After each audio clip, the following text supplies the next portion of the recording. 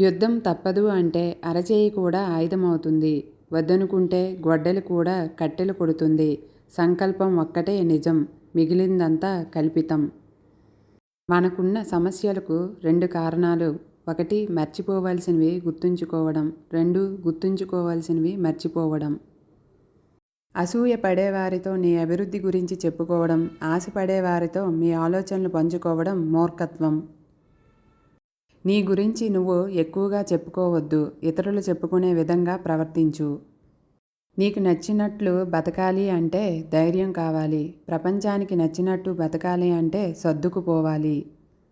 ఓడిపోతానేమోనన్న భయం గెలుపును దక్కనివ్వకుండా చేస్తుంది. బంధం ఏదైనా సరే బాధ పంచుకునేలా ఉండాలి కానీ బాధ పెట్టేలా ఉండకూడదు. మన మాటల్లో ఇష్టాన్ని, మన కళ్ళల్లో కష్టాన్ని తెలుసుకున్న వాళ్ళు మన నిజమైన ఆత్మీయులు. గెలిచినప్పుడు పొంగిపోకుండా, ఓడినప్పుడు కుంగిపోకుండా ఉండు. సంతోషం నీ సొంతమవుతుంది. సముద్రాన్ని చూడగలం కానీ అందులో దాగి ఉన్న ఉప్పుని చూడలేము. అదేవిధంగా మనుషుల్ని చూడగలం కానీ వారి మనసులో ఏముందో చూడలేం. ఒకరికి ప్రశాంతత లేకుండా చేద్దాం అనే ఆలోచన మొదట నీ ప్రశాంతతనే దూరం చేస్తుంది. దురాశపరుడైన వ్యక్తిని ధనంతోనూ, మొండి ఘటాలను అభినందనలతోనూ, అవివేకిని ఆశయంతోనూ, పండితుడిని నిజంతోనూ జయించవచ్చు. నవ్వుతున్నప్పుడు నీళ్లు తాగడం ఎంత కష్టమో, మనసుకు బాధ కలిగినప్పుడు కన్నీళ్లు ఆపడం కూడా అంతే కష్టం. ఏ ఆయుధాలు వాటంతటవే హానికరం కావు. కోపాన్ని నియంత్రించుకోలేని మనిషి చేతిలో పడినప్పుడే అవి హానికరంగా మారుతాయి. ఎవరికంటే నువ్వు గొప్పగా ఉండాలి అనుకోకు. నీ గతం కంటే ఇప్పుడు బాగుంటే చాలు అనుకో. ఎందుకంటే ఆశ పుట్టినంత త్వరగా అవకాశం పుట్టదు. నీవు పనికిమాలిన బంధాలను, బంధుత్వాలను ఎప్పుడు వదిలేస్తావో అప్పుడే మనశ్శాంతిని పొందుతావు. మనిషి ఆరోగ్యం కంటే ముఖ్యమైనది, విలువైనది ఏమీ లేదు. ఆరోగ్యంగా ఉంటే అన్నీ సంపాదించవచ్చు. పట్టుకున్న దాన్ని విడిచిపెట్టకు. విడిచిపెట్టే ఉద్దేశం ఉన్నప్పుడు పట్టుకోకు. అది ఆశయమైన, బంధమైన. నిన్ను ఎవరైనా తప్పు పట్టారా అంటే నువ్వు తప్పు చేస్తున్నావని కాదు, నువ్వు చేస్తున్న పని వారికి నచ్చట్లేదన్నమాట. ఎప్పుడూ కింద పడిపోవడం గొప్ప కాదు, పడినప్పుడల్లా మళ్ళీ పైకి లేవడమే గొప్ప. జీవితంలో గొప్పవాడివి కావాలి అంటే కలలు కనే ధైర్యం ఉండాలి. ఆ కలల కోసం కష్టపడే దమ్ము ఉండాలి. స్వశక్తిపై ఆధారపడిన వ్యక్తి ఎప్పుడూ సంతోషంగా ఉంటాడు. ఇతరులపై ఆధారపడిన వ్యక్తి ఎప్పుడూ నిరాశకు గురవుతూనే ఉంటాడు.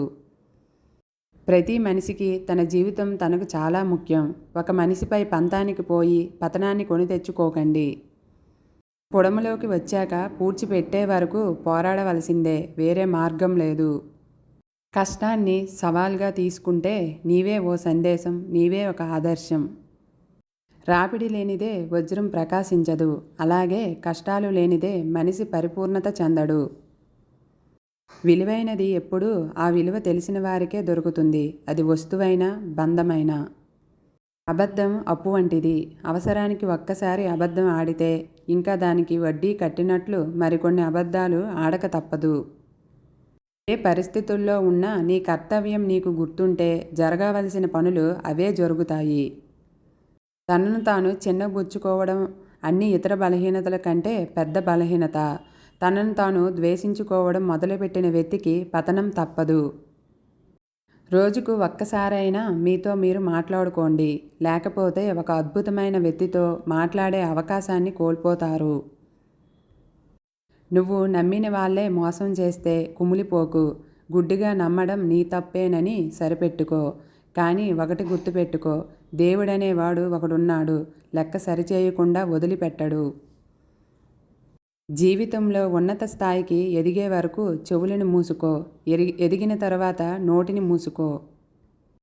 కోరికలు లేని జీవితాన్ని నువ్వు కోరుకుంటే చింతలేని జీవితం నీ సొంతం అవుతుంది. జీవితంలో అబద్ధాలు చెప్పే వారిని క్షమించు, కానీ అబద్ధం చెప్పి ఇదే నిజమని నమ్మించే వారిని జీవితంలో క్షమించవద్దు. నువ్వు మొదలు పెట్టాలి అంటే గొప్పవాడివి అవ్వక్కర్లేదు, కానీ గొప్పవాడివి అవ్వాలంటే మాత్రం ఖచ్చితంగా మొదలు పెట్టాలి. కోపం తెచ్చుకునే హక్కు ఎవరికైనా ఉండవచ్చు, కానీ ఆ కోపంతో క్రూరంగా ప్రవర్తించే హక్కు మాత్రం ఎవ్వరికీ లేదు. నీ వెనుకేముంది, ముందేముంది అనేది నీకు అనవసరం. నీలో ఏముంది అనేదే ముఖ్యం. ఒక్క క్షణం సహనం కొండంత ప్రమాదాన్ని దూరం చేస్తే, ఒక్క క్షణం అసహనం మొత్తం జీవితాన్నే నాశనం చేస్తుంది. ఉత్సాహంతో శ్రమించడం, అలసటను ఆనందంగా అనుభవించడం ఇది విజయాన్ని ఆకాంక్షించే వారి ప్రాథమిక లక్షణాలు. విజయం కలిగిందని విర్రవీగకు, అపజయం కలిగిందని నిరాశపడకు. విజయమే అంతం కాదు, అపజయం తుదిమెట్టు కాదు. మిమ్మల్ని బలవంతులుగా చేసే ప్రతి ఆశయాన్ని స్వీకరించండి. బలహీనపరిచే ప్రతి ఆలోచనను తిరస్కరించండి. లక్ష్యంపై ఉన్నత సదాశక్తులను లక్ష్య సాధనలో సైతం చూపించాలి. విజయ రహస్యం అంటే ఇదే. జీవితంలో ధనం కోల్పోతే కొంత కోల్పోయినట్టే, కానీ వ్యక్తిత్వం కోల్పోతే సర్వస్వం కోల్పోయినట్టే. ప్రతి ఆనందం తర్వాత దుఃఖం వస్తుంది. వాటి మధ్య అంతరం ఎక్కువ లేదంటే తక్కువ ఉండవచ్చు. ఎంత ఉన్నతుడైతే అంత వేగంగా సుఖదుఖాలు ఒకదానికి మరొకటి అనుసరిస్తాయి.